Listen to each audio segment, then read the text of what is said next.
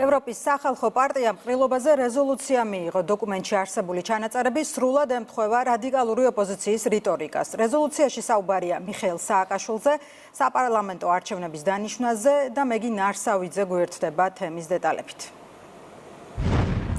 რეალობას აცდენილი საქართველოში ისევ მხოლოდ რადიკალური ოპოზიცია, ქვეყნის გარეთ კი მათი მოკავშირეები. ევროპის სახალხო პარტია ქართულ ოცნებას ახალი არჩევნების დანიშვნისკენ მოუწოდებს. ეს იმ ფონზე, როცა არჩევნები ეუთო ოდირმა აღიარა, ოპოზიციას კი ბრალდებების მიუხედავად გაყალბების ერთი მტკიცებულებაც არ წარმოუდგენია. საქართველოს ინტერესების საპირისპირო დოკუმენტის შემოქმედების სააკაშვილის საკითხს ამჯერადაც ვერ გასცდნენ.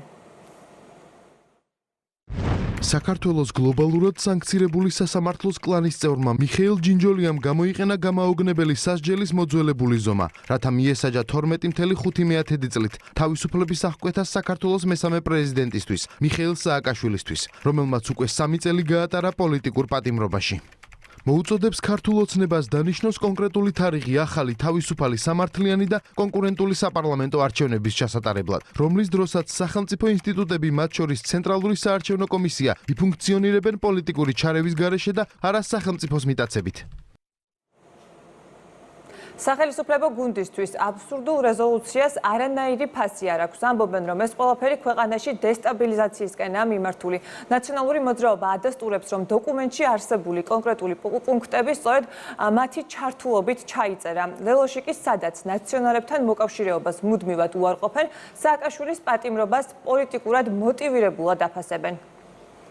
სანამ არ გვაქვს თავისუფალი სასამართლო, ნებისმიერი მსგავსი საქმე შეფასდება როგორც პოლიტიკურად მოტივირებული მართლმსაჯულების გამოხატულება. ჩვენი გუნდი აქტიურად მუშაობდა ამ რეზოლუციაში შესაბამისი ჩანაწერების გაჩენასთან დაკავშირებით. პირდაპირ ქვეყნის პოლიტიკურ შიდა პოლიტიკურ საქმეებში ჩარევა. მათ ალბათ სააკაშვილის ხელისუფლების ყოფნის დროიდან მოყოლებული ჰქონდათ შექმნილი ილუზია, რომ საქართველო იყო მათი უკანა ეზო. დღეს საქართველოს ყავს ხელისუფლება, რომელიც აირჩია ქართველმა ხალხმა, ჩვენი ქვეყნის მოსახლეობის უმრავლესობამ და დღეს ქართული ოცნება დემოკრატიული საქართველო ატარებს საქართველოს და ქართველი ხალხის ინტერესს პირველ რიგში.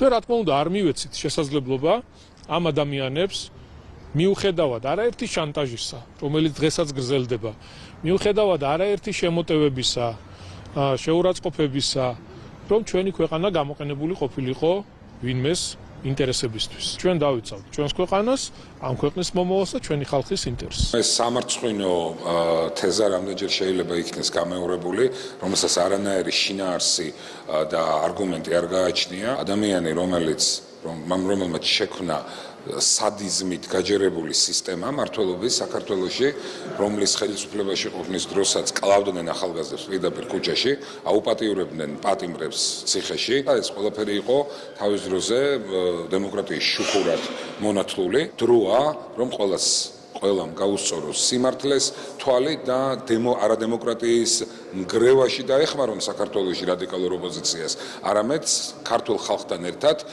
მონაწილეობა მიიღონ იმ პროგრესში, რომელსაც ჩვენი ქვეყანა ახორციელებს. სახალხო პარტია ჩვენ ძალიან კარგად ვიცით, რომ პირდაპირი მოკავშირეა კოლექტიური ნაცმოძრაობისა და მათ განცხადებებს საერთოდ ფასიც კი არა აქვს, როდესაც ისინი საქართველოზე საუბრობენ და მათ განცხადებებს კი არა, საერთოდ ევროპარლამენტის ისეთი რეზოლუციები გვახსოვს